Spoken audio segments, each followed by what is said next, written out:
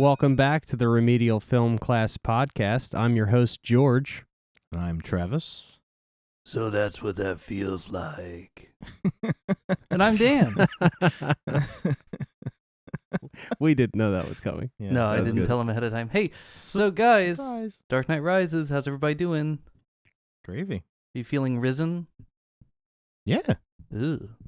Overshare. Well, not that kind of Are rising. we feeling Like, risen? I can still Yeah. Immediately I can still regretted steer asking my that car. question. Absolutely. Hey now. Oh, jeez Louise. Now, George, you have seen this before, correct? Yeah. And Travis, I assume you've seen this a few times.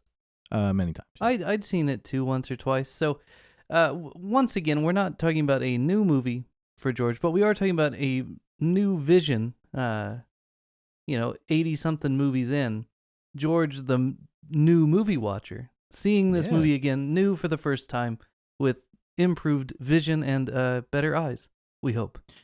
And with the background story of the Dark Knight that we all were privy to last week. A lot more depth. Yeah, there's a lot to... Actually, there's really not that much. I felt... watching it this time almost exactly the same as I felt the first time. Okay. Which was a little bit like meh Really? about the whole thing. Yeah. It crossed over from Begins was so good and The Dark Knight was so good, and then this it fell into this boring ass superhero movie Which you love. genre. Right. Which I don't love. Right. But watching it this time, there was a lot more that I caught just from what I know about Batman that I didn't know the first time I watched this.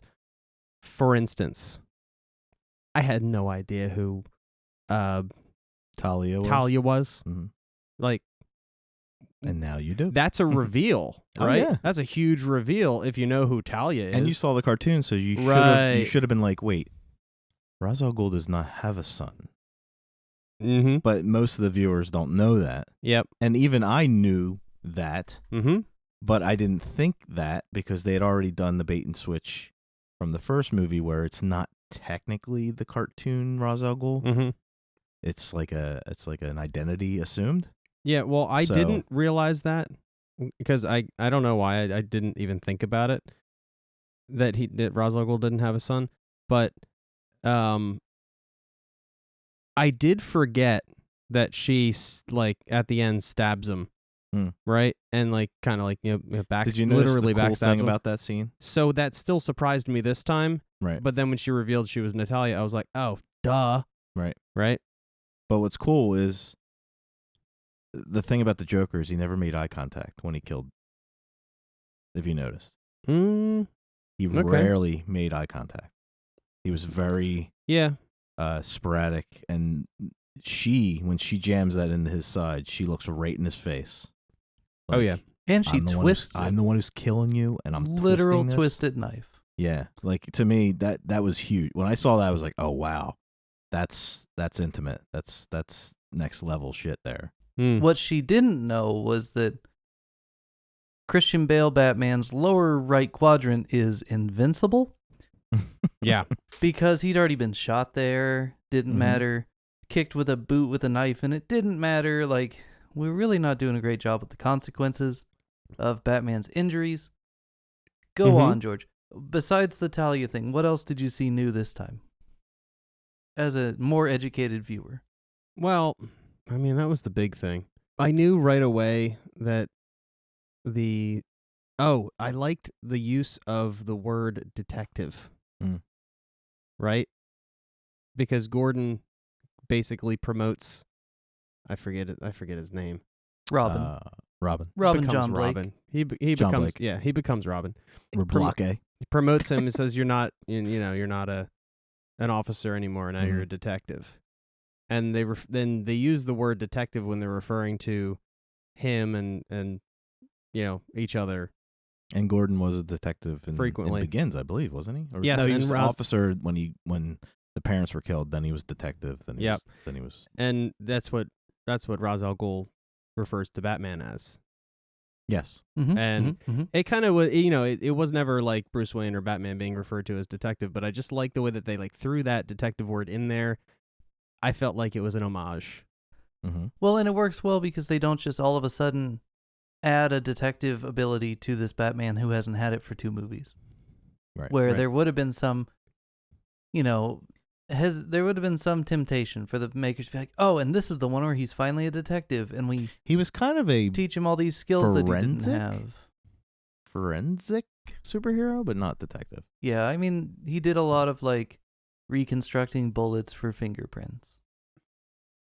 Yeah, but we didn't talk about that so much because I didn't want to rag on it, but I really don't care for that part of The Dark Knight. Right, but a lot of the things that they kind of make you assume it. Like, you can tell he's working with Lucius throughout the 3 movies, and they're doing detective type shit, but they're just not boring you with it. It's not It's not. I guess even back then they were assuming you don't want to see that. I'm assuming the new movie we're going to see a lot of that.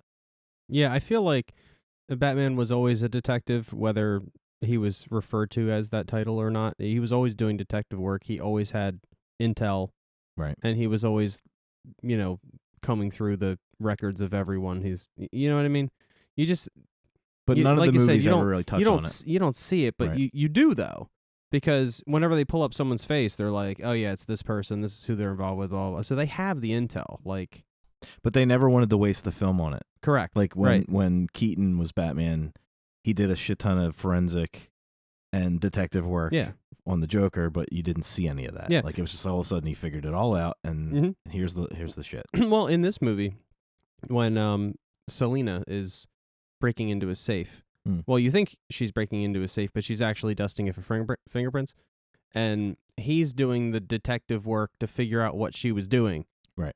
Like, only a detective knows what she was doing, right? Right. But they, again, verbally don't waste the film. Correct, right. They make you know that he's doing it in his head, and that's it. So Batman is absolutely a detective, whether he's referred to that as that title or not. See, we never got the Nolan Riddler, which I really wanted.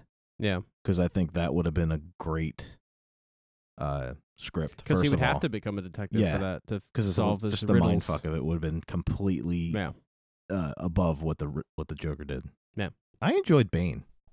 Really? I hated him in the first couple times I watched it. I was like, I don't know. I had problems with it because it wasn't the Bane I knew, but it was a million times better than the Bane we got. Like, you haven't seen the Schwarzenegger Batman, but the Bane in that movie is a total waste of existence. I actually do a pretty good impression of the Schwarzenegger movie, Batman and Robin Bane. If you'll indulge me. Yes. Please.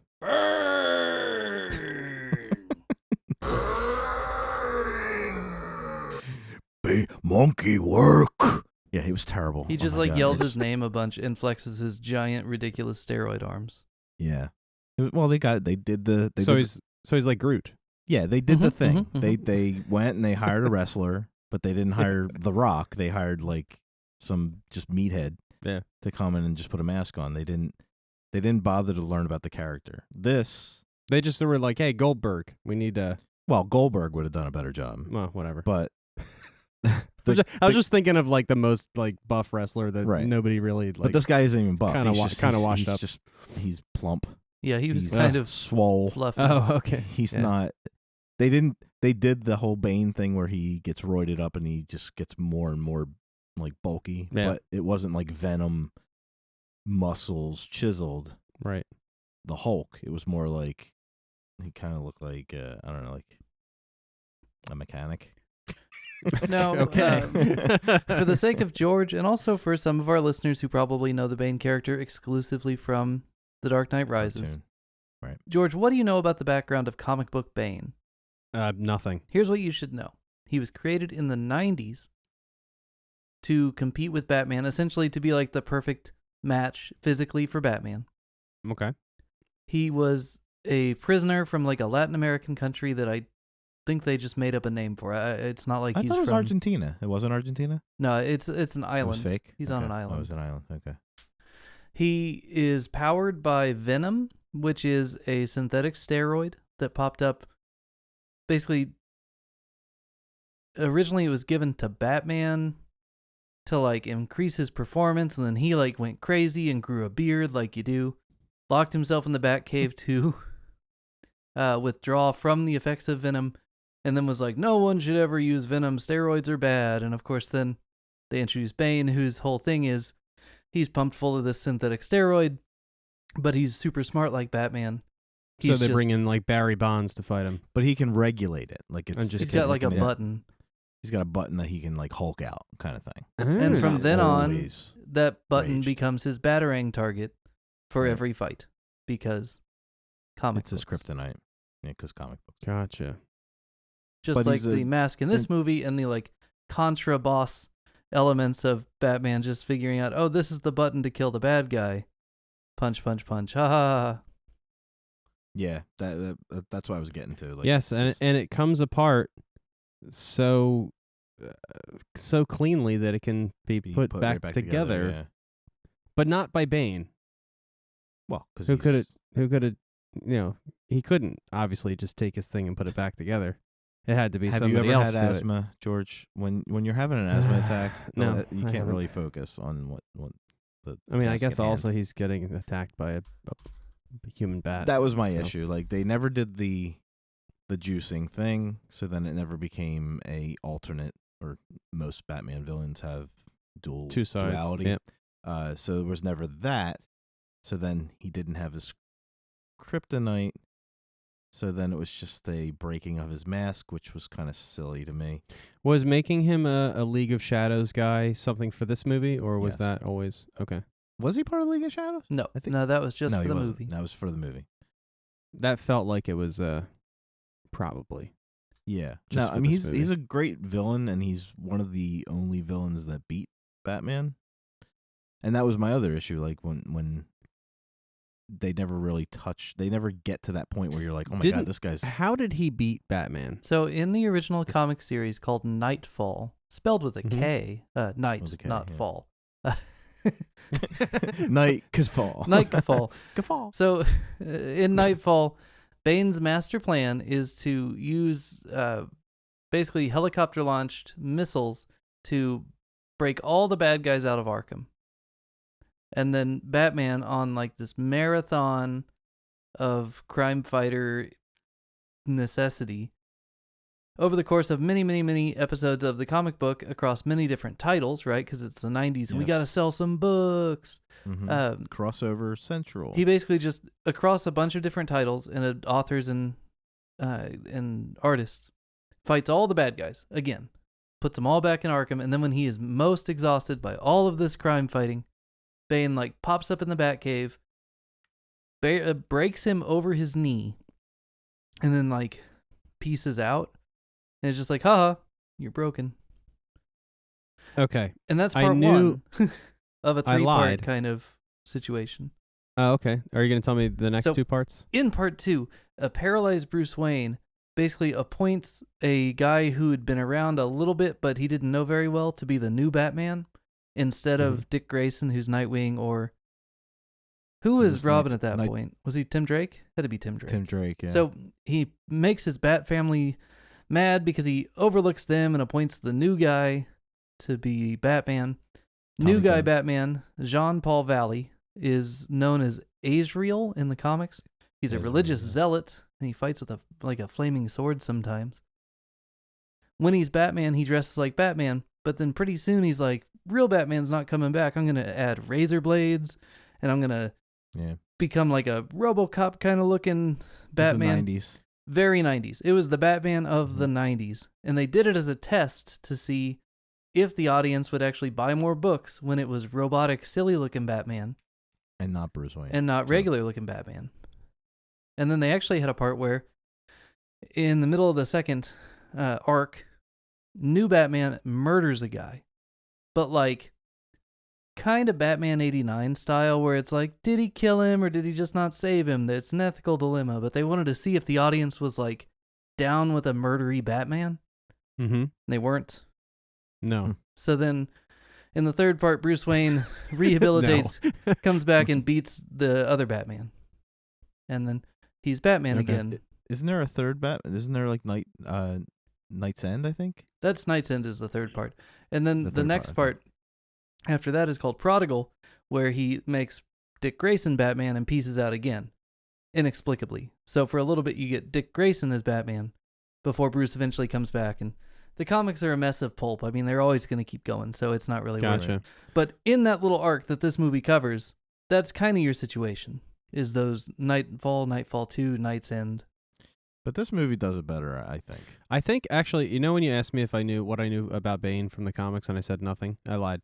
I think the first time I watched this movie, I might have watched it with you, Travis, or I watched it with somebody who was knowledgeable. Right. In the And the scene in this movie when Bane, you know, breaks him over his knee, whoever I was watching it with said in the comic, Bane breaks Batman's back. Yes.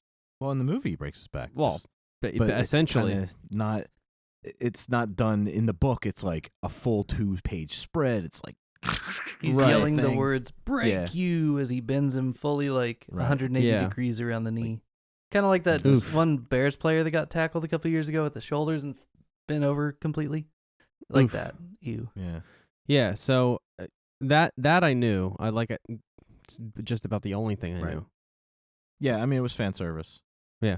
But for the comic book fan, that's the splash page you're looking for in the movie, and they didn't do it. Right. They showed it happen, but that scene should have been longer and more two-sided. Mm-hmm. But it was almost like watching like Rocky in Rocky 3 where he's not focused and he just doesn't even get a punch in. Haven't seen yet, I don't think. So the fight was not long enough to show the destruction of him. Like, you see the back breaking, but you don't see the entire. But then they kind of cover that with he doesn't kill him, he puts him in the pit, and then he kills him. He kills a spirit. Kills his spirit. Right. So, his soul, he says. Right. Or no, he tortures his soul. And then you have my permission to die. I really liked the fight, though, between him and Bane in like the sewers, because there is no score. And so it just feels awful the whole time. Like, it just doesn't feel rewarding. I like that. It's good. And it's I love his speech. Like, move.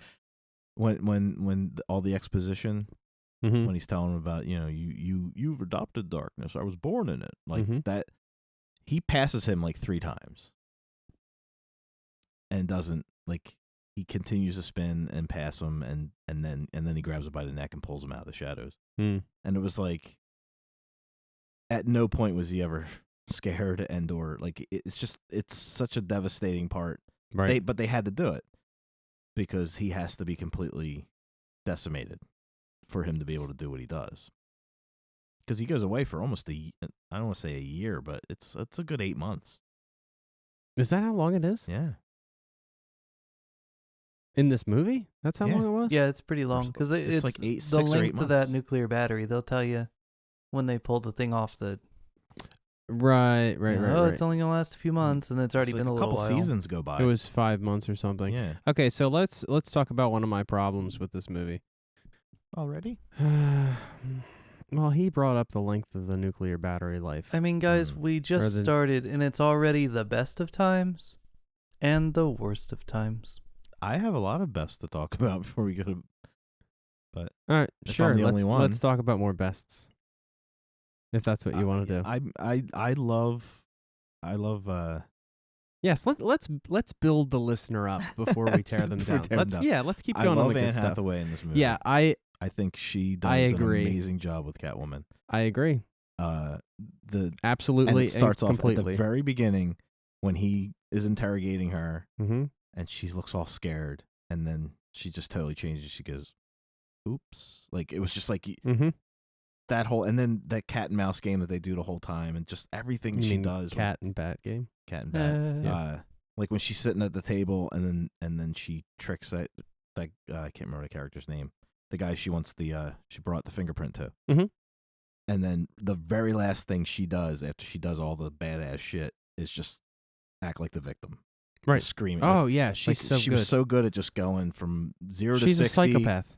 Yeah. So good. She's a sociopath.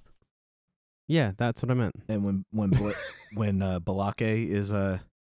is interrogating her, and he's like, "Did they kill him?"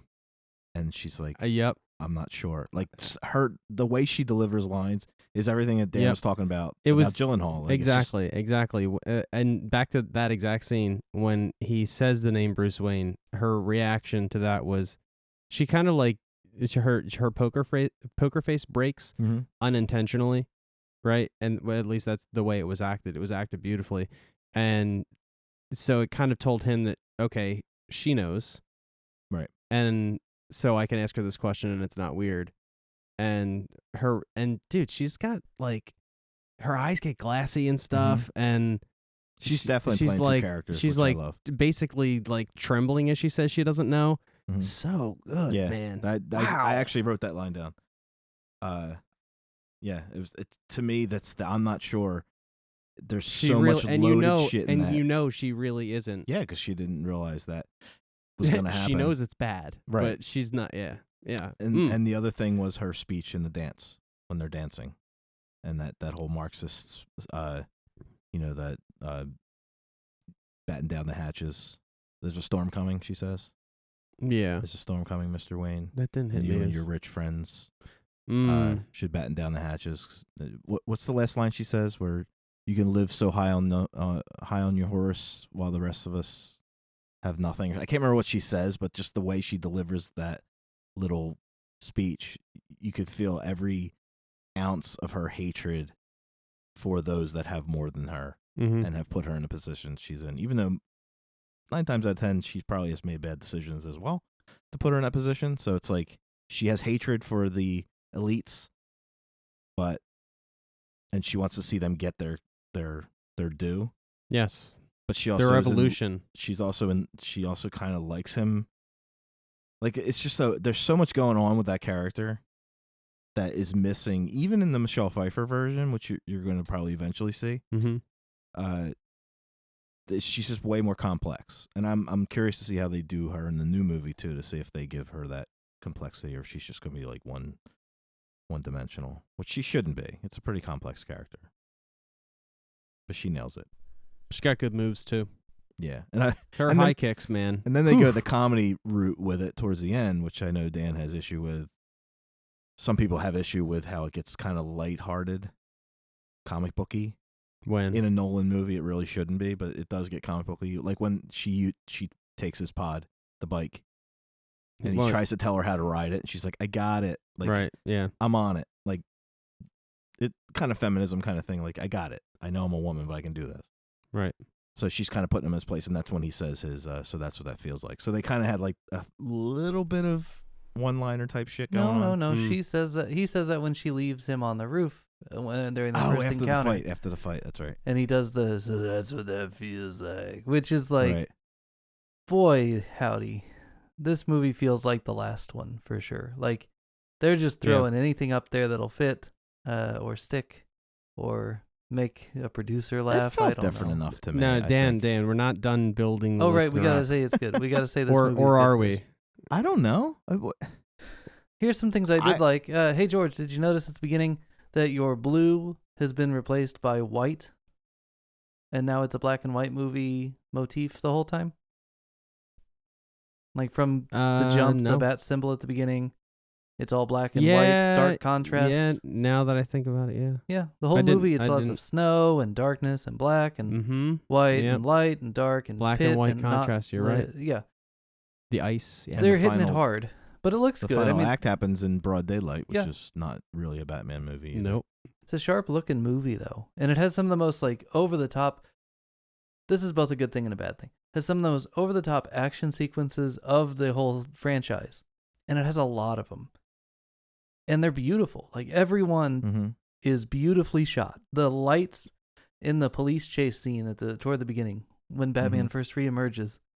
Oh, you're gonna have fun tonight, or what was that cop is hilarious. You're in for a big treat. You're in for a show tonight, son. Show tonight. That's right.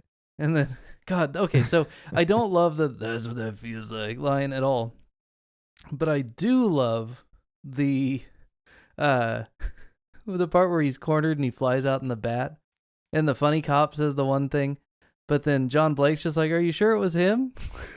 I Right. mean, that's good. That's a good line from a character who should be funny. I think I just don't want Right. Batman to be funny. Well, he kind of does. I guess when he finally emerges back, and the cop's like, "Oh, you're in for a treat," and then that one cop shoots him, and he kind of gives him that over the shoulder look, like, "Dude." Yeah, that is pretty funny. Like, Yeah. I was fine with that too. Like, Yeah. there was a lot of little. It was almost like Nolan's like, "Okay, I did my serious. I just had Two-Face try to kill Gordon's son. Now I'm gonna have a little bit more fun." I don't know, but this movie's not necessarily fun. Although at one point it does look like Bane is raising Ninja Turtles. I'm into that. Yeah, I think it, like even when they're at the football stadium, like the kid is singing like a choir song, and Bane's like, "He's got a beautiful voice." He's like it's singing just the national anthem yeah, but he's like singing it as like a in a choir boy, choir boy, as angelic. like a castrati. Yeah, and I don't know. I think Bane has a lot of one-liners that aren't like Jim Carrey one-liners, but they're Yeah. definitely. But then he takes the real heavy ones. He does what Anne Hathaway does, like when he's meeting with Daggett, and he's like, "Do you feel in charge?" Yeah. Like Do when you feel in charge? Yeah, That's do you a good feel in line. charge? That's That's a great hell of line a because he touches him on the shoulder, but he doesn't like grab his shoulder and like a Mhm. forceful. He He just just lays kind of his hand upon just him. lays his hand on him. It's like it's there's acting in this movie going on that's for a superhero movie is pretty epic, I think. No, And I it's think it's that's got a lot why- of great actors. I mean, just the fact that they were able to talk Marion Cotillard, or however you say her name, Miranda in this movie, like a Mhm. real deal top tier French actress in a superhero movie. But like next to Right. Morgan Freeman, Michael Caine, I mean, Matthew Modine is in this Matthew movie. Yeah. So I guess we've got a Joker in this one too. Hey, George, Yeah. Joker. Hey, did you Joker. recognize the Marlon cop Brando. who toward the end of the movie is like afraid to come to the door, and then he puts on his dress uniform and fights along with the mob to fight the bad guys? You remember that guy? The one who he decides not to chase Argue Bane. with Garden. I instead he- remember the Yeah. the character. Am I supposed to recognize him from another movie? He's the one that sees the bridge on fire and sees the bat signal in the bridge. Yeah. Yeah. Yeah, I remember him. Yeah. Yeah. He was in it's an art house movie. You've probably never seen it. Oh my god. It's actually kind of two movies, but he's in both of Yeah. them. He's in both. Have you ever seen Full Metal Jacket? Yeah. Private Joker. Is it? Yeah. Oh. Let me see your war face. Yeah. Yeah, that's him, It doesn't man. scare me. Work on it. Work on it. But yeah, so Yeah. you've got a Joker in this movie, sort of. And then, of course, Joseph Gordon-Levitt, who you've seen before, getting a hockey skate into his face. Mm. He was Ah, good in yes, this I have. too. He's real Yeah. good, man. I like him a But lot. like I said in the Dark Knight episode, I really think he was wasted. They were never going I to like- recast the Joker, man. I didn't want them to recast him. I wanted to. When I saw him casted, I'm like, oh, okay, they're gonna do like some kind of an Arkham scene where he goes and he talks to the Joker. Maybe the Joker doesn't talk back, That's casting, but at though. least I know. But I don't see what the problem is. They're not. There's not a problem with that. When the guy wins an Oscar and passes away, they're not going to immediately replace him. There's just no They could- way. They could visually put him sitting in the background or They something. wouldn't though. They have too much like respect for him to do that. I think these guys. I think this he would particular have loved it. set of I mean, we'll have to I don't know. ask him, but there was no way. The thing is, when Heath Ledger passed away, all the plans for the third movie got thrown away, as far as I can Right. tell. The Trail of the Joker stuff, unless they were gonna try to wrap it into this plot line, but I just can't imagine. They had to start fresh, and in a lot of ways. Now, George, let me hear what you think about this. Yeah. I would argue that The Dark Knight Rises is a direct sequel to Batman Begins in structure. Like, it happens to follow The Dark Knight chronologically, but as far as the story that's being told, it's all referential to Batman Begins, other than the little bits about Harvey Dent. That's the only thing that you couldn't use. So technically, this should have been the second movie, and then the third one would have been with the Joker. Well, I just think this is just a part. Like, I think this is when they said we can't touch what we just did Right. because we can't match the Joker.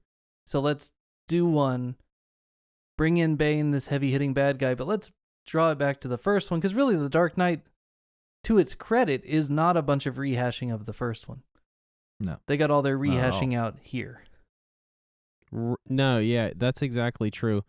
And I feel like The Dark Knight was a movie that, even without Begins, It's can on its own. can stand on Yeah. its own totally. You don't need Begins And at this all. this movie could not. It Right. needs Begins in order for these plot lines, and it needs The Dark Knight for these plot Well, lines yeah. to work. Yeah, definitely. There's a lot of callbacks. Right. Especially, I mean, you could probably do without the Harvey Dent stuff and make it a sequel to, but Well, you definitely depend on Begins The for only this movie to reason work. the only reason I think they even needed the Harvey Dent stuff was to explain why he's been out of commission for 8 years.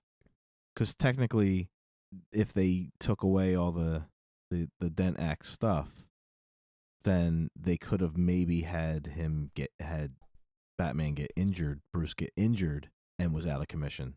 So you really don't. It was like a plot point to make it why Gotham has been basically crimeless for so long that they didn't need Batman, because they really technically he was in retirement. Like he Yeah. wasn't. And they also used it as a plot device for Bane to use to discredit Gordon and yeah. Which just But yeah, I seems don't like think he needed an a element reason. of convenience, right? Because there's no way that Sure. he can foresee getting that speech. It's a weird flex because it does become pivotal to his like public presentation. Did he not have a speech prepared? Like, was he not ready with that part, or did he just like workshop it a bit and then throw it away and go with Gordon's speech because it was more effective? It's very strange. Right. Mm-hmm. Well, don't I know. think that's the point where he gets more depth than he really needs, because he had already done the stadium, he'd already done the stock market. He's basically a terrorist, but he's a revolutionary. So he believes what Is he's he, doing is though? right. Well, I think in his mind he's a revolutionary. I think he falls into the. I think So, Ra's al Ghul excommunicated him for a good reason, because he is what I describe as someone who just wants to watch the world burn. Right? yeah, but he's not like the Joker where he just does things to be chaotic. Yes. I think he believes in what he's doing. He's the ultimate schemer. I think he believes in everything he's doing. So he's kind of Yeah, but hold on though. Like, Ra's al Ghul was like, okay, we're gonna get in there, we're gonna destroy the city because that's what needs to be done. Right. He's inflicting psychological torture on the city for no reason. because he's a He terrorist. can pop that button and blow up that Absolutely. bomb he could have done it immediately. But he wasn't. He didn't, because he had to because He you had had to to flex. have hope in order for despair to exist, right? So he's on another level. He's on a different level than But, Ra's al Ghul. Like I kind of and looked all at him that. as the difference between him and Ra's al Ghul was Ra's al Ghul wanted to wipe the slate clean and start over, like basically destroy the city and Mhm. start over. I Yes. think Bane wanted to, more like a dictator, wanted to control the Yep. city, but he needed the people, just like old days of Conquer. Like you need to, when you conquer, you need the people that you've conquered to do your dirty work, basically. So I think he needed the people to unseat, He needed the what he elites. needed to be was a Mark Antony. but he didn't. No, I just don't think he had the No, capability of being Mark Antony. You know, 'cause I like think, he had to take over and have the people on his side, so he had to give a kick-ass speech. Well, and Yeah. here's the thing. Here's the thing. I think that there's a couple of things you have to keep in mind when assessing Bane. The first thing is he's essentially the Ra's al Ghul stand-in to Miranda, who is also Talia. right. So I think you have to remember that she is on a revenge mission, and Bane's feelings, whether they're his own or whether they're what's being given Her to him as orders. orders from Right. Miranda/Talia. He did enjoy passionately what he was doing, though. So it didn't seem like orders to me with him. Well, I but think he was like also a- he was pleasing her, right? So what is their True. relationship? Is he a masochist who enjoys watching people suffer, or does she want the whole city to suffer because they killed her dad? Right. And it's personal this time. I don't know. I think it's confusing on purpose. Like like you said in the last movie, Nolan borrows the imagery of 9/11 to basically inflict memories on the viewer. Mm-hmm. And then with this movie, they do the same thing with the blowing up of the bridges and all that stuff. But he also at that time period goes after the uncomfortableness of the anarchy that was going on at the time too, with the occupy this and get rid of the elites and take from the rich, give to the poor, like this. But I know his intention wasn't to have that Marxist elites versus the regular folk narrative. It's not there on like it's not there as his driving force. It's kind of a plot device. Yeah, I wouldn't say the that Catwoman's character. I wouldn't say that Nolan is necessarily like supporting or he wasn't. But he was borrowing the imagery of that time. Like, I don't know if you remember how it was, but I remember when I watched this movie, it seemed like it could happen if the wrong people got into power or get access to something. Like just to blow up 4 bridges on an island and then just take that island hostage, to me, is not a superhero movie type thing. That's something that could happen in the world that today. An organized terrorist organization could maybe do. Right. So he took that thought and he put it in this movie because the viewer would kind of watch it uncomfortably and say, you know what? Yeah, this is a superhero movie, but this could happen if you let your guard down. Yeah. And then the whole imagery of them going into the brownstones and pulling the rich people out from underneath their beds and pulling them out in the street, like, that's all something. That all reminded me of the French Revolution. Yes, which this is based a little bit on Tale of Two Cities. I think very much so. The French Revolution, absolutely. When the hearings were one of my favorite parts, and I love how the judge Cillian Murphy can't even really call him a judge. I do have a story for that. Yes. Yeah, I love how Scarecrow is the. I want to say judge, but he's really not. I mean, I guess he is. He's Judge There's Dredd. There's basically. no judge. It's just you're here it's because you're already here because right. you're guilty. So death by, or is it death or is it banishment? Right. Right. So Exile. They took the death or bunta joke and they turned it into a real situation in this movie. It made me laugh when I watched it. But isn't that exactly what they did in France during the Revolution? They took their bourgeoisie, right, and they put them on a fake trial, basically, just for show, just to put them on, square. And then they cut their heads off with a guillotine. Right. Like, that's what they did. And I think the imagery of it, like him just what was he stacked on? It was like the desk was up high, stacked on like desks or something, stacked up or whatever. Isn't that like what they did? Yes. Like, they just filled the streets with furniture. This and is definitely the French Revolution. Dude, definitely. The imagery was so good. Well, and then the big fight at the end and the cannons shooting into crowds, like very whiff of grape shots, like. Yep. But the death or bunta, I literally laughed in the theater because that joke when this movie came out was fresh in my mind. Did you ever hear that joke? No.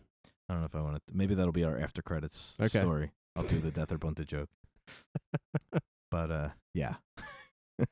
I just had to laugh, and I was like the only person in the theater laughing.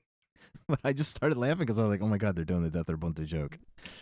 And they did. Now, there's something interesting with this, the way this movie begins, with the CIA and the nuclear scientist and the hooded man who turns out to be the masked man who turns out to be in charge of the situation. A couple of things that we didn't really talk about in the first 2 Batman movies here, but we should have probably addressed it. Did you notice there's no federal law enforcement or federal anything? Like, in the first 2 movies, it's like there's a mayor, and that's about as high as it goes. Yeah. Well, I guess because all the corruption that was in the city, they probably kept a lot of things under wraps. You can't control the federal law enforcement as much as you can control the local law enforcement. I think it's just for the kind of expedient storytelling. Like, at some point, you're going to have a vigilante go to Hong Kong, kidnap a man, violate his civil liberties or civil rights, depending on how you want to phrase it. But, you have a vigilante cross international borders, commit some kind of international crime, drop I mean, a guy he kidnapped off, him for sure. and then like the He feds extradited aren't feds involved. Like nobody's coming around the like asking, hey, who's this guy with this budget that just kidnapped our enemy number one? Hmm. I mean, Rico itself is like, kind of a But federal. isn't that a DC thing in general? Like, there's a lot of shit going on in. I mean, listen, dude. I'm not gonna sit here and defend it. You're absolutely right. No, he's right. Like- but I'm like, at least in the Marvel universe, they do address that, and the Avengers are constantly being pulled into hearings and stuff. Pulled And they into do that in the hearings and- Justice yeah. League movie. Like other movies do have federal. It's odd that The Dark Knight needed a little bit more, and really Batman Begins would have benefited from some. So to like make this choice that the Gotham we live in doesn't have anything above like a mayor and the police commissioner, but then to start this movie off and be like, we're escalating to the CIA is interesting. If nothing else, because that Aidan Gillen guy who's in Gian, how do you say his last name? I don't care. He's on Game of Thrones, I think, isn't he? Wow. I don't know. I'm not going to know the guy probably. If I do, I'll ask him then. friend of the show. Future friend of the show, Aidan Gian. I'll say Gian. That sounds right. Who's on Game of Thrones, I think. I don't watch that show, but I'm told he is. When he says, "Hi, I'm CIA," the first thing I said, "Hi, CIA, I'm Dad."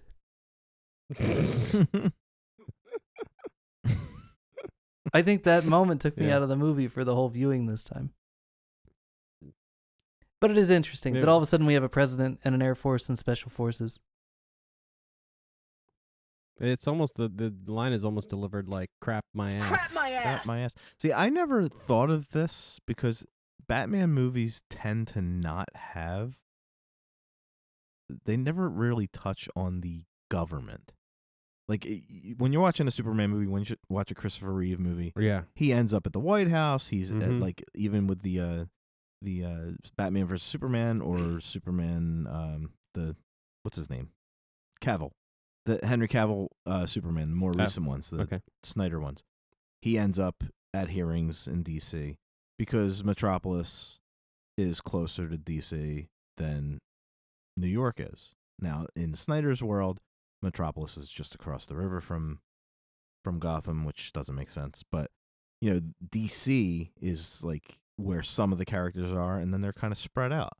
So Superman kind of interacted with the government more than Batman did. They rarely, FBI did show up a lot in the comics, but you rarely saw any kind of government involvement in Gotham. And you could tell they weren't really like firing on all cylinders in this movie. No. Who? The CIA. The CIA, yeah. the special forces, the president, the Air Force. Right. Well, in their defense, they're dealing with probably. I looked at it when I watched it. I looked at it as they're ill-equipped to deal with the biggest city in the world being held hostage, Which we just lived through. Right. So it's not so far-fetched. Right. It's not far-fetched at all. Even still, probably. But even when this came out, I remember watching it thinking, okay, everybody who's trained to do their job has been basically tricked and trapped on the ground. And then you have the ones that got out are, basically trying to, it's almost like they went back in time. Like medieval times, are trying to converse with each other with chalk markings. Like they're just, they weren't equipped to deal with this. They weren't expecting it, and it happened, and now they have to deal with it. And then they're trying to infiltrate with CIA agents that are undercover, pretending to be Gotham Special forces. residents, and they don't know who to trust. Like to me, it didn't bother me because I knew there was a lot going on. Because you don't know who to trust. Like you don't know who's running these little pockets. No, dude, freaking yeah. So it never, everyone that Bruce Wayne trusted in this movie was turning on him. Even Selena Kyle, like there's 3 or 4 times in this movie you're made to trust her, but do you ever really trust her because of what she did to him? And he keeps trusting her for no logical reason. Because I think he sees himself in her, and I think she sees herself I in bet him. he does. Hey now. Hey now. Hey-o. It's the mask. That's why. Yeah, and that's She why reminds that him of one scene is so good, where she's himself. like, "You don't owe them anything, or you've given them enough," and he's like, not everything. No, she So says you've given them everything, and he everything. said not yet. Not yet. And it's like they work well as a team because they are the same person. They just have different tactics. Dark Knight Rises is weird because I can spend 10-minute segments of the movie thinking that everyone is bad at their jobs as actors. And then there will be like a 5-minute part that is like so well acted that I forgive the last 10 minutes. But then they do it again. And it's just inconsistent across the board. There's these little bits where I just, in my notes, I was like, I think Michael Caine is acting like this because he's mad that all the other actors are doing a bad job. As he's acting more and more frustrated at the beginning, it's just like, man, why is he the only one who can hit the mark? I don't know. But then, it picks up once you get to the hospital with Wayne, it's like, okay, now it's a good movie. Now we're doing the thing. Well, they tried to do that whole Batman Beyond thing in the beginning, and it wasn't working because in the cartoon Batman Beyond, the old man Bruce and the young Terry McGillis? You get that meeting and that exchange. In this movie, it was not an old Bruce. It was just kind of like a dilapidated Bruce. He was just a beat up Bruce. He was beat up really. Bruce, and I didn't see much bad acting coming from Anne Hathaway. So it's like that scene was awkward because he was, I don't know, he wasn't that good, then she was great in it. And let me ask you a question about the doctor scene when he's told that he has no cartilage in his knees and he's got severe this and severe that. Wait, wasn't that a comedian that was the doctor? In this movie? It's the Reno 911 guy. Nah, that's exactly. That's exactly. Now you guys are always on me because I don't recognize anyone from anything, but I recognize that guy, and I was like, he is not wearing booty shorts. He's not, and he's not. But I new still boot recognize him. Right. It's a shame. He wasn't new boot goofing. That would have made it better. Just new boot goofing. He's great in 17 again. I'm sorry. That's a guilty pleasure. I recognize him, and I was like, I've never seen him act any part besides the goofy cop from Reno 911. Yeah. Did you ever see 17 again with No. Zac Efron? No. It's kind of one of those switcheroo movies. Okay. But he plays like the best friend, and he's like a man-child, and he's hilarious. Yeah. I love that guy. I think, he's just hilarious. He's a funny dude. And him and Zac Efron are good together, like I hear Zac interaction-wise. Efron is pretty funny. Their timing's really good. Yeah. Hey, anyway. George, do you happen to watch a little show? Kind of niche. Probably not one that anybody's heard of, but have you ever seen Ted Lasso? I have heard of Ted Lasso, but I've never watched it. It's an HBO show, isn't it? Apple TV. Apple TV, that's what it is. Have you seen it, Travis? I know of it. I've seen some of it. I've never sat down and watched it, but I have seen some scenes and stuff from it. It I know might a bunch be of people that love it. the best show on TV. But Okay. Juno Temple has like her star turn in Ted Lasso. She's been in a bunch of stuff over the years. She's the friend, like the roommate of Selena Kyle. Selena Kyle. Mm-hmm. And now she's like super duper famous, and she helps carry Ted Lasso, the show, not the man. Mm-hmm. But this is one of her earlier roles. So when she popped up today, I went, "Oh my God, it's Keely!" And then I, went back to Is hating it the parts of this. Sudeikis show? Oh, and her name is Keely? Yeah, and her name is Keely. That's the show with Sudeikis, right? Yes. He's the main guy, yeah. Yeah, I know what you're talking about. To me, the worst actor in the movie was the person you brought up as being like this lead actress. The woman playing Talia was great. Some scenes she was not great, but I didn't care until the end. When she died, I was like, whoa. Her death scene has become like infamous on the internet. my God, I don't so know why bad. everybody hates it so much. I don't love it. Because she doesn't die. But it's like no one dies like that. something about her, like, ugh, as she closes her eyes and throws her head forward, I think just turns people off. I don't know. It's just robotic. I didn't like it. She's a really good actress, but I don't know. I mean, That death scene, though. Everything else in that movie's fine. She's great. But that's the killer. That's your death scene. Yeah, and a major character too, but now, when did you, Travis, figure out that she was Talia? It was a Shyamalan moment. I was so busy watching, and they did this on purpose. I was so busy watching Bane and what he was doing. They just did it at the right time. They brought her in just at the right times. The only time I got a little suspicious about her, but I never thought of her as Talia, was when they slept together and he saw that scar on her back. Yeah. I was like, wait, that means something, and I'm not really sure why that means something. And then it's supposedly Bane has the same scar on his face, but I didn't notice his face because the whole time I'm watching the movie, I'm trying to figure out what he's saying. What does the scar mean? It's a branding from the pit. Okay. But it's like first time watching this movie, I was so you know me. I don't like if I can't understand somebody. I'm like so like concentrating on what he's saying because I couldn't understand him. Problem is he doesn't have any lips. Right, but in the theater, you have the Dolby surround sound. You have all these different things. So he's like that thing he's doing. It took a while to really get used to his cadence and what he was saying and all that stuff. So I was so concentrating on what he was saying that I never even thought about what she was doing. They did it perfectly. It's a weird thing where you have this vocal fry in the back. I don't know. It's weird. But when you watch him, you could tell it's the same kind of choice that Ledger makes.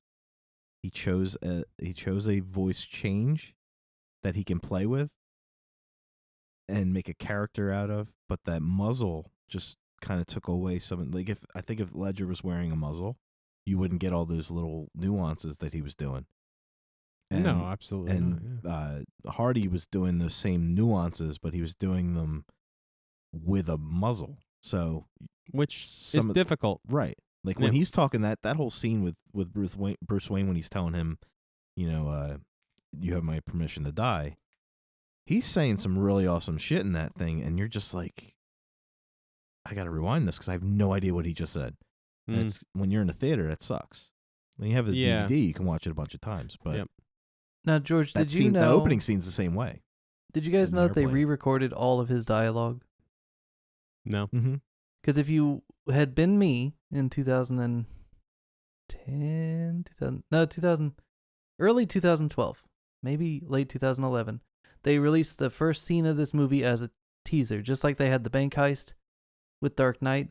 If you went to an IMAX film theater, so I had to drive all the way from Kansas City up to Omaha with my wife. She's a Nebraska? Yeah. So my wife rode with me. We drove all the way to Omaha, Nebraska to go to an IMAX theater to watch the opening of this movie and then also Mission Impossible Ghost Protocol, which was fine. Then we stuck around and watched the Dark Knight scene again and drove home. So she's a saint for doing like 7 hours or 8 hours of car time. You stole? Well, I didn't watch the movie twice. I just watched the preview twice. Mm-hmm. But Ghost Protocol is pretty good as far as those go. But anyway, guys, the dialogue for Bane, if you go back and watch this one, I think the only line that survives is when he says, crashing this plane. It was unintelligible. Yeah. And I was just like, man, it would be so ballsy if they keep it like this and just go Passion of the Christ and give me subtitles anytime he talks. It would sounded so much cooler, guys, because it was recorded. You could tell they did it live, a lot of it. And so instead of being like, let me see if I can do this. Because it was gurgled. I think I heard it too. It was a little gurgled too. It was bass, so, but it had a gurgle to it. The thing about the re-record is they came in real low. And so like on your subwoofers, you get a lot of action if you're listening to this in the theater. The original was more shrill and shrieky. And like, I'm going to try this. Let's see. I'll cut this out if it sucks. Instead of being like this, it was a lot like this. Yes, I remember it. It was awesome. Yeah, it was good. It sounded scary. Like it was menacing. Like, and not like a ooh kind of way. More like an uh-oh. Like we're in danger with this man around. Like manic. I hate that they had to redo it. I wish that they would do like a DVD option where I could switch to the other one just for me. I don't know why they would ever do that just for Dan, but guys, if you're listening. That's interesting. No, I think that's an interesting thing, and that more than just Dan would want to listen to or see. Yeah. It was cool. but it was ballsy, and it was one bridge too far for the producers, I think, so they made him switch it. But so anyway, Travis, you figured out Miranda was actually Talia When she stabbed him. So you want to hear when I figured out she was Talia? Yeah. When I saw an When she article died. before the movie came out, and they said Fuck. that this big name actress is playing a new character named Miranda Tate. And I'm like, God damn it, it's Talia. It's the same thing when they See, were I- like, oh, hey, Joseph Gordon-Levitt's going to play John Blake, a hardened detective. And I'm like, okay, he's either John Paul Valley or he's John Dick Grayson. Like, it's got to be either Robin or Azrael. So by the time I went to Right. see this movie, I knew everything that was going to happen in this movie just from the previews and from my own research. And then you went to the filming of it too. And then I'm in the damn thing. And I swear, guys, this movie, blew I've it. never come out of a theater having been that excited and having so many boxes checked by a movie's performance and still feeling just like, eh. You know what I'm going to equate that to? And I feel you. When I went to see the new Spider-Man, Which one? There's been a lot of new Spider-Mans. the newest one. Oh, the that one just with came all out. the Spider-Mans? Yeah. Spoiler alert. They released a It's picture been- of them it's been a all on while. set It's been a pointing at while, each yeah. other, so I don't feel bad Um, spoiling very that. Okay. I haven't seen it yet, When though. No when they spoilers. released when that movie came out, I was excited, but they had already put out trailers and showing that the Goblin was in it and that Doc Ock was in it. Mm-hmm. That already ruined any surprise they were going to do. Because Right. I'm already sitting there going, okay, they have the Goblin. They showed Octopus. They showed Alfred Molina in the trailer talking. So it's Alfred Molina from the Tobey Maguire movies. We got we already know that Willem Dafoe's in it, so they didn't just tease it. We know he's in it. And then they show Jamie Foxx, and they show I can't remember the guy who plays Sandman, but they showed them all. I'm like, they have to be in this movie. Yeah. They wouldn't do that. So when I watched it and it finally happened on the screen, people started reacting like they didn't expect it. And I'm like sitting there going, dumbasses, Yeah. why else Are would you- they have done that? Are you under a Right. rock? Are you Listen, stupid? dude, I don't like Spider-Man movies. I don't like any superhero was great. movies generally. Right. And I knew Tobey Maguire was Right. in that movie. It was a before it great came out. Like, experience because it's something, it was a good fan service. It's something that sure. you wanted to see because you knew the Spider-Verse existed from the cartoon and they had taken Peter Parkers from different worlds. So you Mhm. knew seeing it in live action would be sweet. What would have made it amazing was not showing the Goblin. Now, you don't have to tease anything in a Spider-Man trailer. Everybody's going to go see it. Right. Everyone. It's like they Everyone's forgot going that to they say it. have the #1 movies in the Right. world. Oops. You could have Oops. Tom Holland read the phone book in the costume and As the preview. right as the preview, and people are like, "Oh God, I can't wait to see that." So why would you show that? I don't know. Now, to me, it's bad marketing because now people are expecting stuff. The surprise is gone. Yeah. If you didn't show any of that shit, and freaking a Spider-Man came out of the portal and took his mask off, and it's friggin' Andrew Garfield, and you had no idea that any of them were in this movie, Mm. it would have been ridiculous. Like people would still be screaming in the theater a month and a half ago, like still sitting in the theater trying to recover from the fact that they just saw all three of these guys on the screen together. Yeah. Because it was something you never would have expected because it's two different movie studios, it's legalities, all this crap.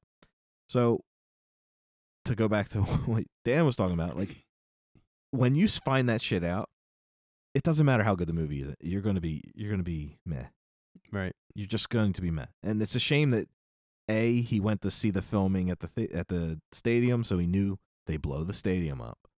He knew that who the villain was. Well, and I heard Bane's voice. I was in the Right. first group of anyone to hear, and it was different than the movie. Yeah. It was a lot different live. And I remember we were all excited, right? Because we know like Bane's going to, and I should tell this as a separate thing, but I'll just tell you, he does his first line And I turned to my buddy who came with me all the way from Kansas City to Pittsburgh on our own buck just to do this. And we both looked at each other like, oh, okay. But on the flip side, they're doing it right with the Doctor Strange because they're saying they basically showed a character in the trailer. They showed one, and that was it. So now everybody's going, okay, they got that guy. Who else did they get? So the tease is different. They did it right this time because now they're not showing anything that's a surprise. Well, see, and then I have hopes that this Flash movie might cross over more than just Keaton as Batman. Right. But I'm intentionally not going to watch anything. Just like with the Batman. I mean, that movie comes out. By the time this episode comes out, will be right around the time the movie comes out. Right. I'm not watching any trailers first again. I saw the first trailer once to make sure it looked good. It does. Yes. And that's it. I'm just not going to look at any more stuff. So I'm going to enjoy that movie, even if it's not as good as this one, because it'll be fresh. I just think it's a good, fresh take on the character, so it's going to be enjoyable anyway. The only thing that'll kill it for me is if it's just badly done. Yeah. But that Like, guy's it a good looks movie good. maker, right? People like his Right. Planet of the Apes movies, so he'll be all right. Oh, yeah. But it does. It has that old film noir feel. It has, that detective feel. Well, you know what it kind of has for an aesthetic feel from this, like the trailer? Kind of has like a Neo Giallo feel. Okay. Which years ago, I was sitting there in my house in Rolla before we started this podcast, and I knew that the stuff was coming out. They were going to be casting. They were going to be picking a director, and I had heard rumors, names, and I posted on the Book of Faces. I said, guys, here's how I want the next Batman movie to be. And I posted the picture from Deep Red of the two characters standing across from each other in that big plaza, the Piazza CLN or whatever in Turin. I said, this is your aesthetic, right? It's dark, it's gothic, but it's black and it's red. And I want this to be the next Batman movie. Make it a Giallo, make it a whodunit, and give me violence and fear and a guy with a cape. I think you're getting all I that, think I'm so getting you're- this, and so I'm very excited. But I'm trying to measure my expectations. And the guy who's playing the Riddler is like one of my favorite actors, so it should be interesting. Yeah, so we're hoping for good things. I was kind of hoping I for will good be. things with my rewatch of Dark Knight Rises today, but I don't hate it. I like it more the more I watch it, but I think the more I watch it, the more I skip things too. I like it less the more I watch it. Really? Mm-hmm. Yeah. For me, there's a lot going on. Like Dan said earlier, there's a lot of action, and every piece is beautifully shot and beautifully done, but there is a lot going on. Mm-hmm. And not just plot wise, but like action wise. From the opening scene when they hijack the plane, and like you can't just hijack a plane and then like parachute off of it. Like you gotta like attach to it and do this and do that and break it up, and like it was just weird. You know what I mean? And there was other things like that too. Say for instance with the reactor, right? The when Bruce hands it over to Miranda, right? And she at first doesn't want to take it. After the movie ends, I'm like, that didn't make any sense. Should have taken it then. She should have just taken it right away and been like, I understand, blah, blah, blah. The fact that she even hesitated a little bit just to throw you off the scent was like, that was rude. Well, maybe because the master plan wasn't just to get the weapon; it was also to destroy legacies. So maybe everything wasn't in place for her to take the weapon. To take it yet? I don't okay. know. Also, here's another thing. A part of the plot was to get the core back to the reactor so that it could be stabilized. Right. And it wouldn't explode. Right? Right. If I'm Bane or Miranda or Talia, rather, and I remove the core from that reactor, I'm flooding that chamber immediately. I'm not waiting to do that. Okay. But Right? let me tell you something. If you are Bane, which you're not, I hate to tell you, but if you were up to Bane's level and up to Miranda's level, and you don't flood the reactor yet, you know that you've left it available for it's become like the thing they're going to head toward, right? So you control their reaction. Whether they've thought about it, like you're a step ahead because that's the only place they can take it. So as long as they think that they're getting it there, you've got a chance to direct them. If you've flooded it already, they're going to try to get it off the island right away. You've changed their plan.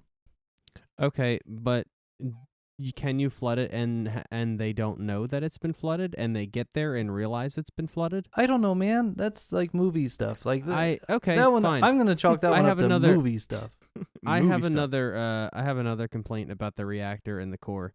Just with the way it was presented, it could have just been written a little bit differently, and it would have been this issue wouldn't have occurred. The reason why we have to get it back to the reactor is because it's unstable, right? And it could explode at any time because it's unstable. But that was the story I was told. And then what I got was a ticking time bomb that is going to explode at an exact moment. Okay, so a that couple of changed, things. And I didn't understand why, and I didn't like it. You were an electrician, right? Yeah. So I would have thought you would have hung up on the fact that they are creating power with a fusion reaction, but it has to be plugged in to maintain the reaction? That doesn't make any sense. Like, that's like trying to use the wind from a... I have to consult. I have a friend that's very, very into nuclear energy. Okay, find out from our mutual friend, because I'm interested to know, like, is that just like is that a violation of some very like basic law of physics, or is there some way that you could like pseudoscience your way out of it without me just rolling my eyes? I don't know how. I don't really know exactly how it works. I mean, something has to start the process. There has to be some kind of catalyst. But this is fusion, not fission, right? So we've never seen this before, and I guess that's where you could chalk it up. Like, we don't even have that yet because we haven't figured out how to plug it into the grid to power the thing that keeps it from... I don't think that makes sense. Well, I think we haven't... I think the problem is we haven't been able to do it in controlled temperature. Yeah, I mean, I think... that's the problem. If I understood it correctly, I think we've done the fusion reaction a couple of times, but just not in a nice way. Just not in a way that can be controlled and stabilized. Yeah, I mean, I get you. I get it. Yeah. Yeah, that whole thing was like, I don't know. You know what I think is the Achilles heel of this movie? What? I think it's studio notes. I think that somebody got to the producers and the filmmakers early enough and said, here's all the things that worked in Dark Knight. If you want this much money, we need all these things again, but bigger. And then somebody else came in and was like, hey, this guy named Dan keeps writing me letters that the Joker's ferry scene doesn't really have the right stakes. So instead, what we're going to do is the same thing, only the Joker's on the boat. And that's how you get that whole last scene. Mm-hmm. So at least they got my letters. That's true. They didn't get mine because Joseph Gordon-Levitt did not play the Joker. I mean, they got your letters. They just they that were was like a bad idea. This is fucking. They're like another letter from Travis. Oh God. Put it in the Joseph pile. Gordon-Levitt. Put it in the pile. We know he has good ideas about Jason. Womp womp. So much stuff going on. So much unnecessary action. I don't know. I mean, how many tumblers did he have? Well, they weren't his. I thought they that were the part of Tumbler, the I thought the department. Tumbler was a prototype. Isn't that what I was told last movie?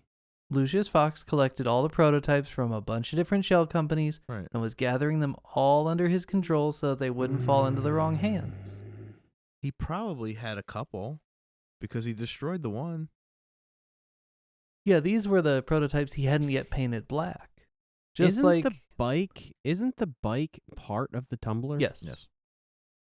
The bike she was driving was from the first one that from actually the Dark Knight. when right. when okay. he blocks an RPG with his car. Hit me! Yes, that one. yes, That yes, scene. yes. Do you like the way it turns and the wheels like roll over themselves sideways? Flip, yeah. Not terribly, but I get it. The bat was pretty controversial. I don't like that Old George hated it. I don't like the motor. I don't like the motorcycle at all. No, Really, no. What do you think No. about the bat? I didn't like the design of it. I like the idea of it. The bat was too big. Hmm. I think At least it wasn't a whirly. I'm glad they didn't do a whirly. I mean, it was I a think- whirly. It was just an yeah, internal but it wasn't a whirly. bicycle with a propeller. I like the Looks idea like an that it's actual- like specifically designed to look for like the urban Batmobile. combat. That was pretty Right. cool. Like that's a good idea because yeah, you have the helicopter in Dark Knight that gets taken down by the wires, and so Right. mm-hmm. yeah, this one will fly in Yeah. close. The maneuverability area. is really a great design, but I didn't like the fact that it's just like a floating aquarium. It reminded me of I forget what the actual aircraft is called from the video game Halo. Hmm. Yeah, it did have a halo. It's feel. got that whatever that vehicle is called or that flying vehicle is called. It's like purple. Everything I didn't That's what like it about reminded the me of. tumbler was exaggerated in the bat. Like when I first saw Yeah. the tumbler, it didn't sit well with me because I'm a Burton Batmobile guy. Yep. I love that sleekness, Mm-hmm. but it's huge. Well, that you get in the Lambo. Yeah, but when they went the Dark Knight Returns tank route,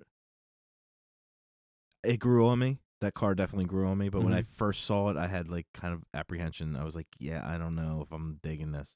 Yeah, the Tumbler was definitely. I remember it was definitely something where I thought, "Wow, they really stepped out of the box Mm-hmm. for this," and I did have to like watch it with a really, really open mind in order to like not have it destroy the movie. Even though I really had no background as much as you, I know what a Batmobile looks like. Yeah. But like, It was so opposite of everything else. right. But it was cool enough to give me the Dark Knight Returns feel of the tank that he drives in that Mhm. without looking like a Sherman tank. Yeah. Like I was cool with that. But I kind of felt like I liked in the Dark Knight when Bruce Wayne is driving the Lambo and basically crashes it on purpose to Right. save that Reese. the employee dude. When he was driving that Lambo, I got the Batmobile, the Mhm.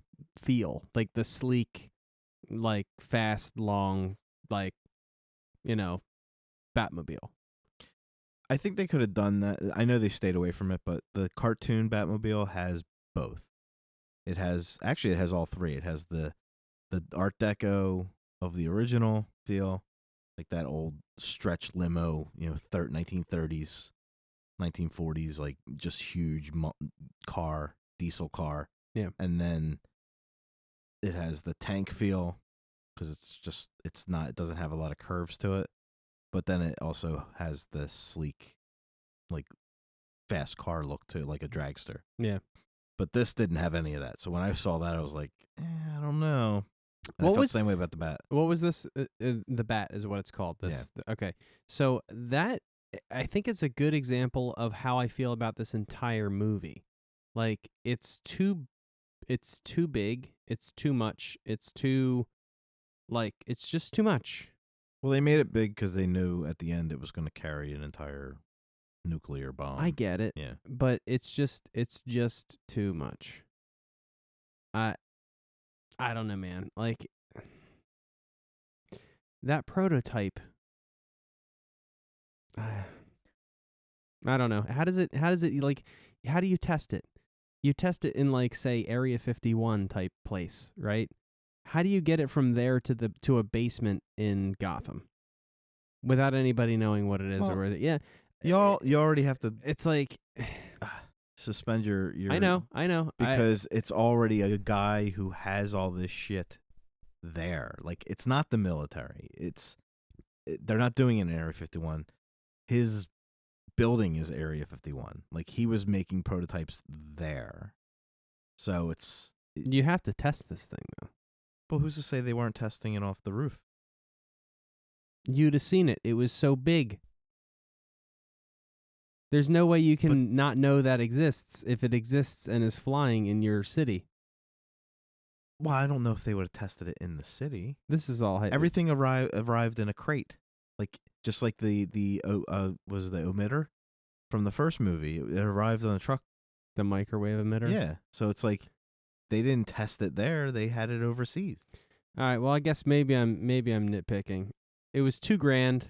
The bat was $2,000. It's too broad. I think the word you're looking for is broad. It's just too the much. whole movie was it was $2,000. Too much. It was more. It It's too cost way much. more than $2,000. Dude, nah, yeah. Way more than that. It was just like it. I don't know. I like what I like about Batman is that he's not a superhero. That he's not like it's the Batman Begins Batman. He's just trained in martial arts. He's trained in becoming fear. Right. But at the end of the day, he is just a regular guy wearing just more than hockey pajamas. pads. Right. Right? But the lore of the character He's is a gadgets his guy. gadgets, and Yeah, but that wasn't a gadget. But that is one Dude. of Batman's gadgets. Dude, it's not a I like the Like, gadget when- that he wraps around his knee, and then it makes him no longer like. Right. It makes him 12 years younger or something, and I'm like, Yeah. okay, I don't know. That was a good gadget. I gotta get my dad one of those. Yeah, you did. Gotta if- get my if- dad two of those. if you read the comic book, right? Yeah. Even in the 80s when Bruce Wayne became more like Nick Castle and not so much like Adam West, like he was major badass. You know, the Neil Adams years. And even into like the McFarlane years, like every time they show the Batcave, it's full of shit. Display cases of costumes, a giant penny, A dinosaur. a T-Rex, a stuffed T-Rex. There's a bat. There's a plane. There's a boat. There's motorcycles. There's whirlies. There's all kinds of shit. So it's not unheard of for Bruce Wayne to have the bat. That we didn't see a bat boat, thank God. Maybe the bat also can be aquatic. I don't know, but we didn't see that, thank God. It's not like it's the Schumacher Batman where we get the bat boat from the Batwing.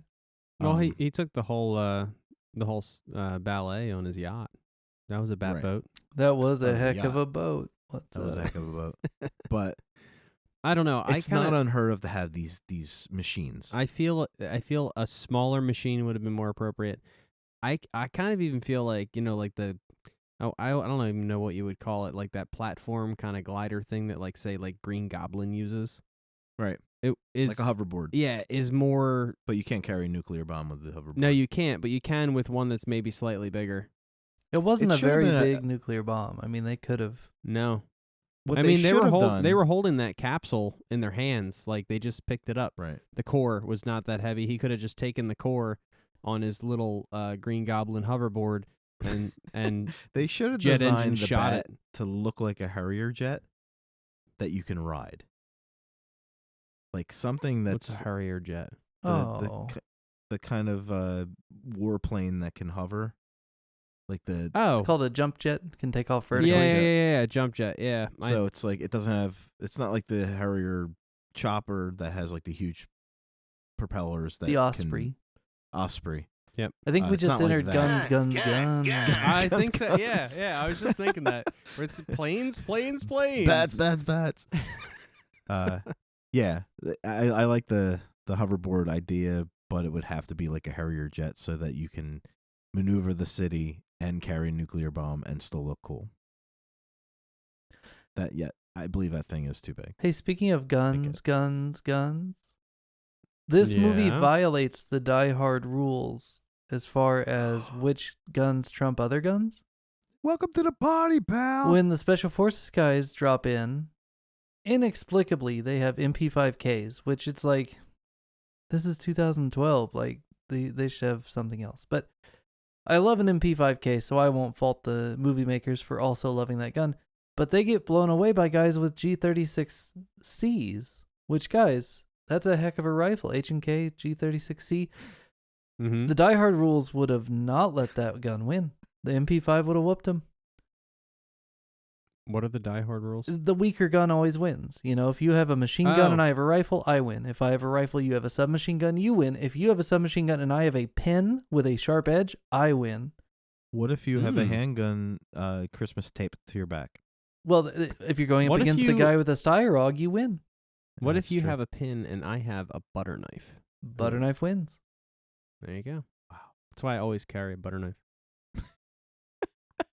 It's not that you carry a butter knife, it's how you carry a butter knife that Right. bothers us. Oh, trust me, I carry it well. Firm grip. In my bum. I have notes. I don't even know if I said any of them. No, yeah, yes. Check. Check 1, 2. Check, Check yes, 1, check. 2. Yeah, I said them all. So, Nice. George, I even wrote Talia's death. Yuck. as A Tale from Two Cities ends, there is a quote from the main character who, unlike Batman, doesn't get to fake his own death. He actually does get killed, but there's a quote attributed to him, what he would have said had he not had his head lopped off by a guillotine. Right. And it says, I see that I hold a sanctuary in their hearts and in the hearts of their descendants. Yeah, it's Nice. kind of the end of this movie. Yeah. I think it's weird that they talk about it in interviews before the movie comes out. Hey, we're doing A Tale from Two Cities. Hey, we wanted to go back to an old book. We wanted to go to great literature. And nobody in the press thought to say, well, what'd you base the last one on?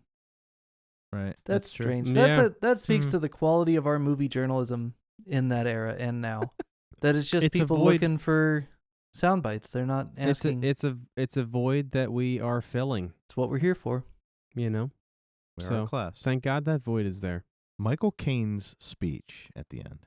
Oh my gosh. He acts his butt Ugh. off this whole movie. He's so good. Holy crap.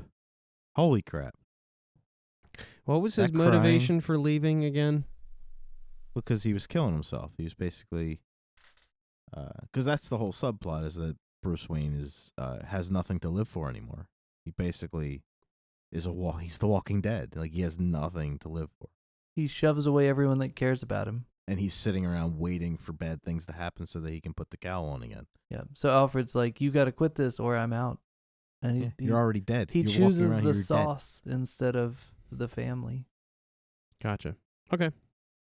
But And that's not what he signed up for. if I was to do the end of this movie, guys, I would do Uh-oh. one thing different. I mean, I do a lot of things different vis-a-vis Talia's death. But the very end of the movie, spoiler alert to everyone who hasn't seen the movie yet. At the Tell very me, end of the guys. movie, Alfred is sitting at the very diner that he talked to Bruce about. Yes. Mhm. He's having the same drink he talked to Bruce about. The music starts coming up. I would have him look at the camera. Hell, you could do this. You could fan edit the movie to do this. I would have him look at the camera and do like a half smile. And then I would cut. Because we fucking get it. You don't have to I don't see need to see Bruce at the table with Selena Kyle. I get Yep. it. Oh, you mean keep the camera on? Keep On the Michael Caine. camera And just cut it on the Michael same way they Caine. do. Just show me And him have him look smile. up- And then in the movie, and I'm like, oh. He got to see Bruce. It could, yeah, it's exactly the I same get as it. Michael Caine describes, right? Yeah, Yeah. it's 100%. I mean, they probably shot it the Yeah, same that would've been good. hour as the other one, so it's the same shot. But I just need but- to see him. I don't need to see Bruce. I need to see But- Alfred. But check it out. When in the first time when Michael Caine's describing it, you know, you see him and the back of the guy's head looks like Bruce Wayne, and then he turns around and it's not, Mhm. right? And he's sad. He's saddened by that. You're right. Just make him look up And smile. and look like, is that can't be, and the smile, and then it ends. And if That's all you anybody need. can do it, he could do that and sell it. Dude, you're absolutely right, Yes. Dan. I know. You're absolutely right. And Again, my issue is the Robin thing. what's your issue with Robin? I love that reveal, but it opens too many questions, because is he now a fourth version of Robin? The Robin that is not Dick Grayson, is Oh, not Tony, see, is not as Jason Todd. as not a heavy duty Batman historian. But it's important to the story. Like it's like, okay, he has they subtly showed that he had history with this kid when he was a kid. Mm-hmm. Obviously, he wasn't crime fighting with him, but there just wasn't enough there to make that reveal be so sweet to where it's like, oh, okay. Okay, so that to me wasn't a reveal at all. No? No. Because he Because- inherited an entire estate No. and a Batcave and a character. Well, Like, he because inherited everything. I was watching the whole movie like, oh, this new cop that's doing all this, footwork, all this detective work, boots on the ground work, and whatever. He knows who Batman is, and he's whatever, blah blah blah. I'm like, well, he's Robin. Like, I watched the whole movie knowing he was Robin, and I didn't know that he was Robin. Really? Yeah. Well, and here's the thing for the Batman historian nerd guy, I'm watching it thinking, okay, at some point he's gonna be Jean-Paul Valley. He's gonna fill in for Batman. Okay, it's gonna happen. It's gonna happen. And then after the movie's over, I realized, oh, he was the whole time. From the moment that Gordon says to him, "You're telling me the Batman's gone," from that point on, he's literally filling in for the Batman. And it just hit. It took me a while to catch on because I was waiting for a cape. And then I was like, "Oh, the son of a gun! He is the fill-in for Batman the whole time. That's pretty cool. That's a kind of Christopher the Nolan subplot, way too. to do that." Right. Yep. Because that's a subplot too, where everyone is Batman. And in this movie. I watched the movie, Dan, knowing from the time that like I watched it knowing he's Robin. Like, And I think I the wouldn't game say, is like, supposed maybe- to be like, how are they going to make him into either Robin or Nightwing or Batman? And it's interesting the way that they did it because it's not the way that I expected them to do it. Right. But like, it tracks in a way that it doesn't really encroach on those other Robins that we know because this is a separate universe. exactly. The problem I have with the ending is that the bat signal is restored. And so what that does, if you extrapolate a little bit, now you've got a John Blake Robin who has a bat cave and some resources, but he can't go out as Batman because that'll make people think that Batman didn't die. He can't go out as Nightwing to the bat signal because people will just say, well, Batman didn't die, he just changed gimmicks. So it kind of, I don't know what it looks like with him as a crime fighter, unless he goes about it in such a different way. See, I would have almost been happy if his name was Terry. Yeah, I mean, that's the thing. They had to make a choice which way to go with it, and they went with my first name isn't the name Who I would use. Terry have been? Like, instead of calling him Robin, if she would have said his name Blake or whatever, and then when she gave his alias, instead of saying Robin, Terrence is a she nice said name. Terrence or Terry, because Well, that would have went over my head. I don't know what Terry. but it means. would have done the fan service that they wanted to do with the word Robin, and also tell the story of he's the next version of Batman. The problem with that is that 20% of the audience likes it, and the other 80% are like, "Wait, who?" Credits. Yeah, yeah. I would have been. That would have went right over my head. So I get what you're going for, man, but I think that's too obscure. Too obscure. Yeah. Well, they could have ended it with showing an old Bruce Wayne, giving him a smirk or something. But again, most people don't know who he is. Yeah, They will, because they're gonna do a live action.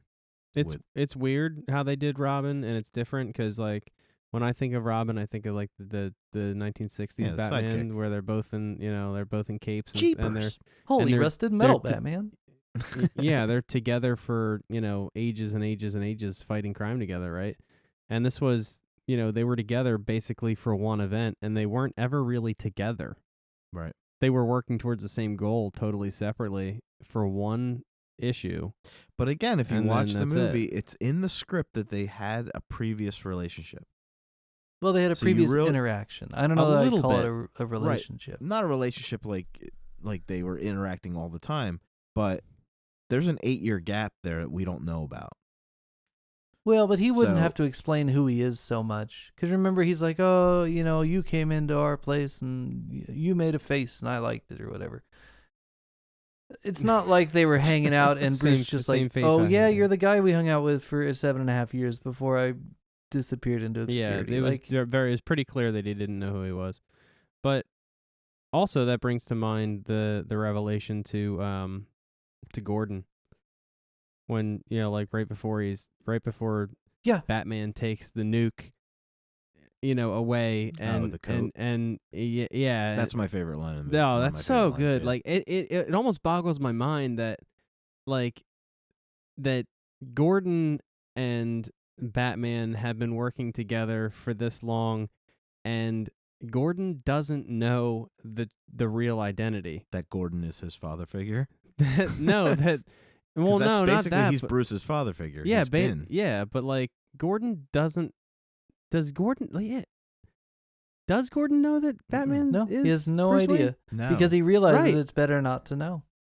Right. So like that boggles my mind because they work together so much, and it just totally slipped my mind. I wasn't even thinking about the fact that like Gordon still doesn't know who this dude is What I Until think he is so reveals, yeah. interesting at about that all.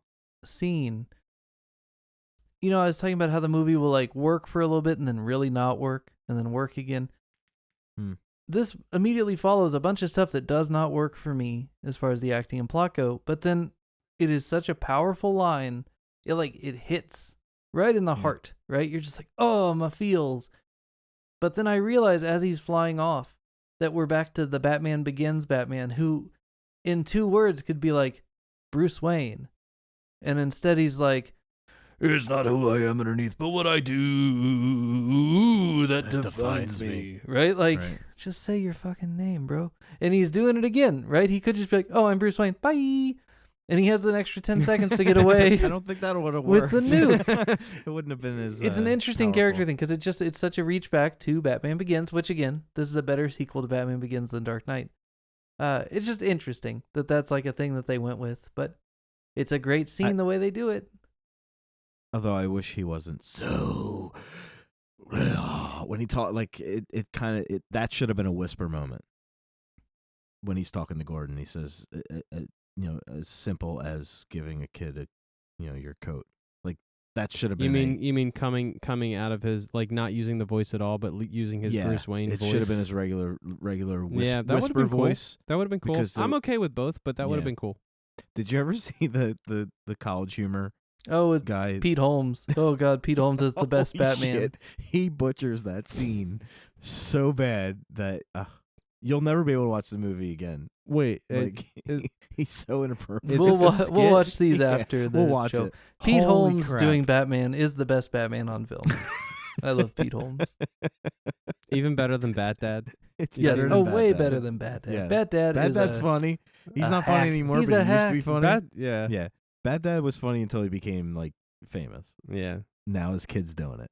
yeah. But the first couple of years of Bad Dad is funny. But this guy's hilarious. Like he does full scenes.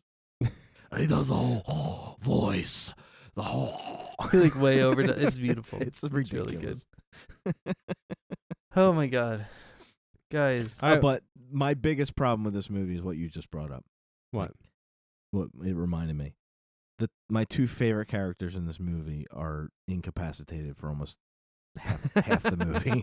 Like you don't get Bruce Wayne / Batman, and you don't get Gordon throughout almost the whole movie. But yeah, the and you really don't get good much scene in of- the hospital with Gordon. That's when the movie really know. starts for me. Is their conversation with the ski mask from Batman Begins again? Like we're doing Mhm. this all again, right? We're making it clear, and then you left. It's like, oh, it's good.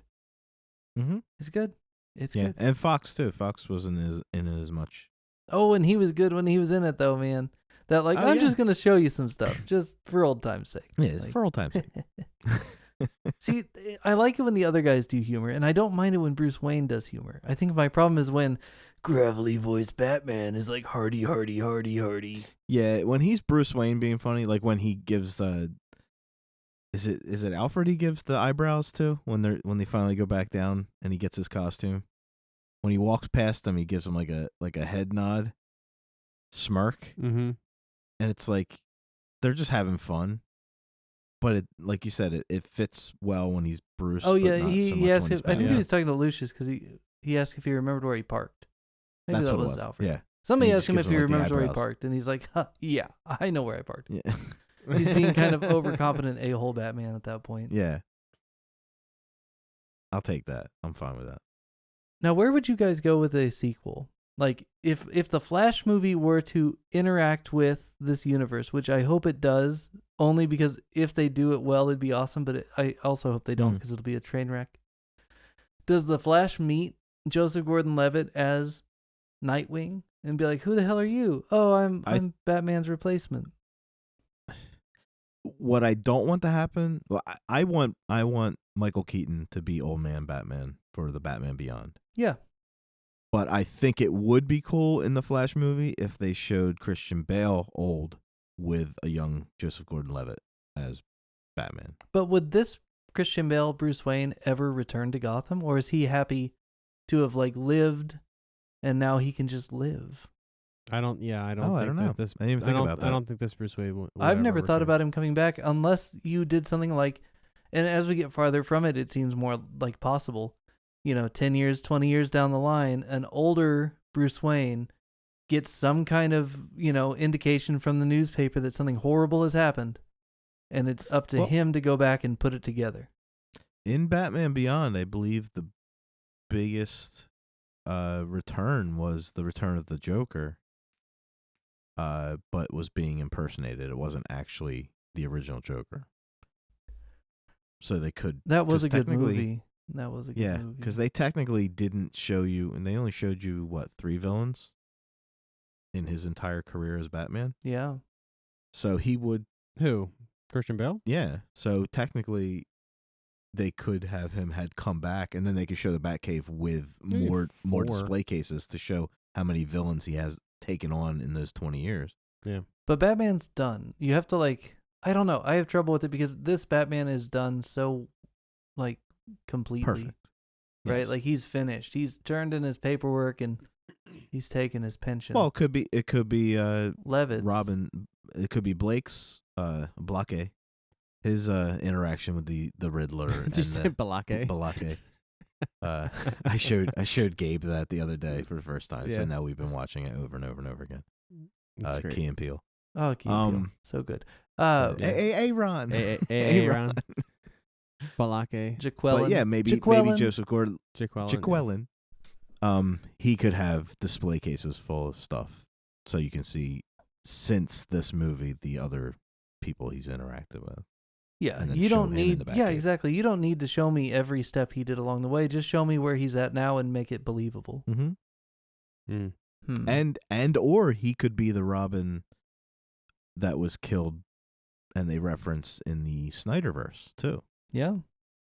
because they keep referencing the Joker killing Robin, and they show his costume, but they don't ever show you who that Robin was. But I don't know. Now, have It you will be seen interesting. the movie Joker, George? Mm-mm. I want to though. Hmm. I'm fine with that. Hmm. I say we I mean, it is Bat Month, right? It's going to be years till another Batman movie comes out. You want to just do Joker? Are you asking me? I'm asking Travis. I'm fine with that. Yeah, I mean, and that also plays in the other 2 movies I wanted to do too. And I think it'll tie into this conversation. Like, if he had seen it, Yes. I have a conversation I want to have now. We'll save that for the end of the next episode. Okay. Okay. Cool. So next week is a movie. Should I act surprised? No, I don't know.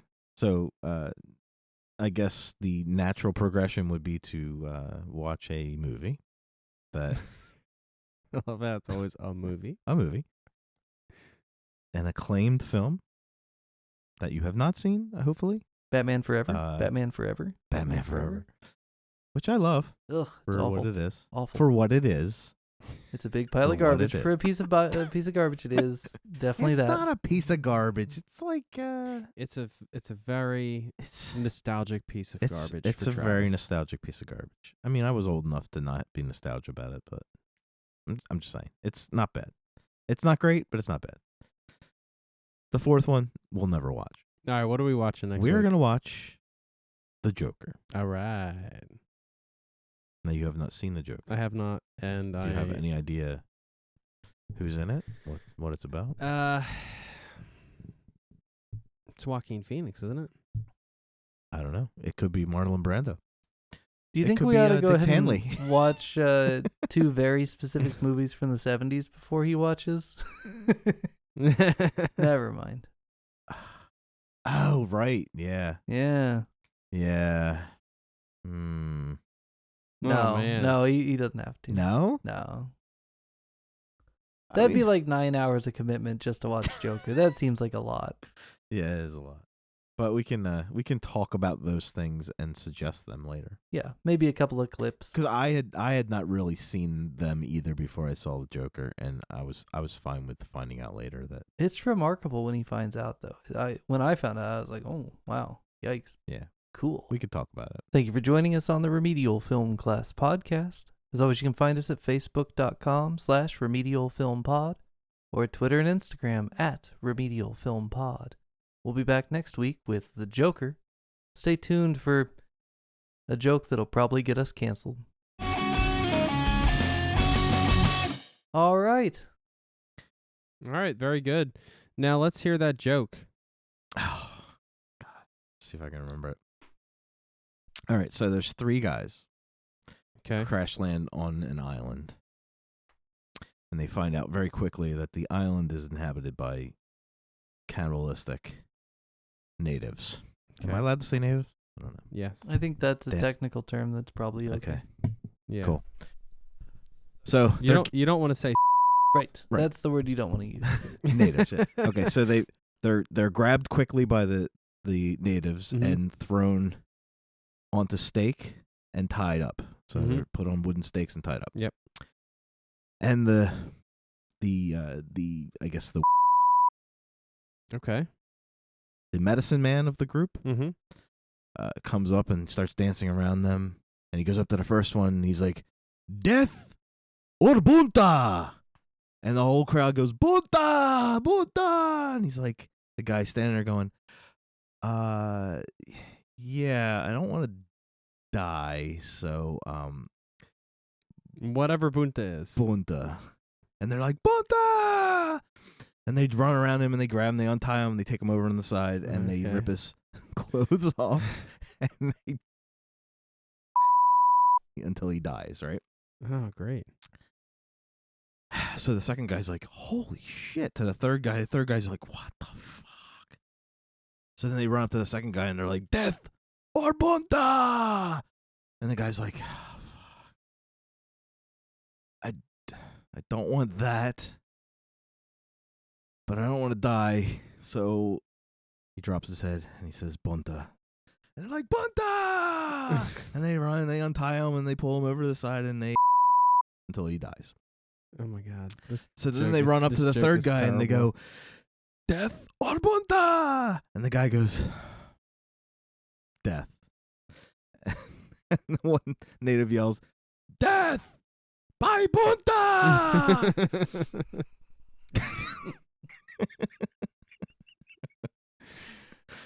Yeah. I That's don't one of think those I'm- school. We can't use that. And then the third guy says, "I'll have a Coke." Yeah, that was one of those bus stop jokes when I was a kid. Bunta. Death by bunta. But that's what Cillian Murphy says.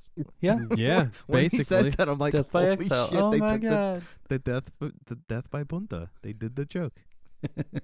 And I was the only one in the theater who got it. It was almost like the Aristocrats joke. Yeah. No, yeah. I might keep Did that you ever in hear with that? some No, very let's hear it. creative Let's hear bleeps. it. You have to Google Bob Saget. No, we just need to telling watch the that movie. Aristocrats Save joke. that for when we watch that movie. Okay. In memoriam Holy of Bob shit, man. Saget, we'll watch Holy shit, Aristocrats. so good. I don't know if we can release the episode, but we can definitely No, watch we the won't be able movie. to. But Gilbert Godfrey alone is worth the price of Oh my admission. God, such a good movie.